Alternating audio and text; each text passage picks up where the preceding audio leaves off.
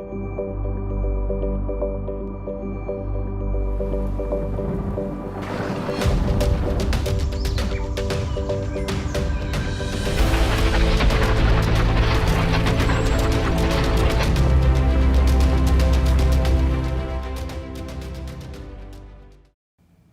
morning, everyone. Today I want to talk about the church and something that is important, and that is our devotion to it and our loyalty to the church.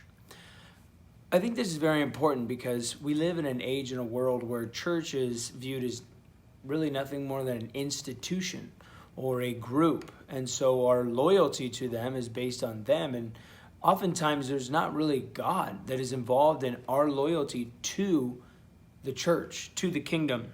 Yet in 1 Corinthians chapter 12, this one's a little bit long, but it encapsulates the heart that Paul wanted the church of Corinth to have for the kingdom. And it says in verse 12, just as a body, though one has many parts, but all its parts form one body, so it is with Christ. For we are all baptized by one Spirit so as to form one body, whether Jews or Gentiles, slaves or free, and we were all given the one Spirit to drink. Even so, the body is not made up of one part, but of many. There's diversity in the church.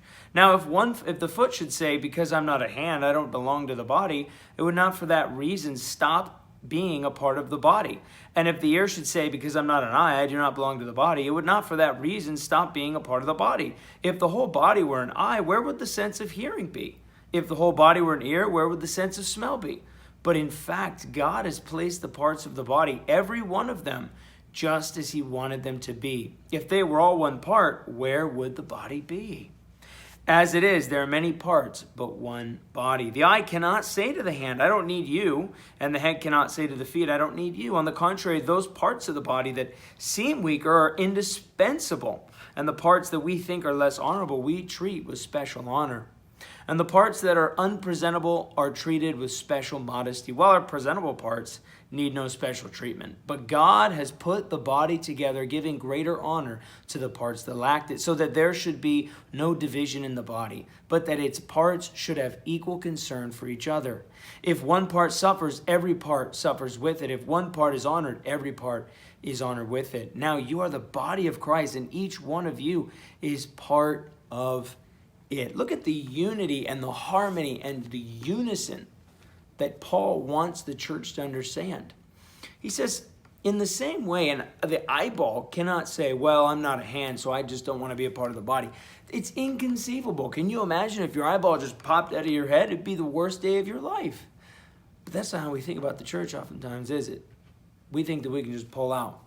We can think that someone hurts our feelings, someone offends us, our life is not going well, and we think about ourselves. We just think, well, I'm not feeling it, so I'm just going to pull out. Imagine if any part of your body treated you that way. What if your pancreas, just because it's tired of all of the sugar you're eating, just stopped working? That's called diabetes. What if your eyes, because they're just tired of you staying up late playing Mobile Legends, said, you know what, we're not going to work anymore? You'd be blind. How about our loyalty and our devotion to the church? Does it mimic that of the loyalty and devotion that we want from our own body for us? Let's dig deep roots and make a decision that will never fall away. Because when you fall away, you're just making it all about yourself. Let's live to make the body better. Have a great day.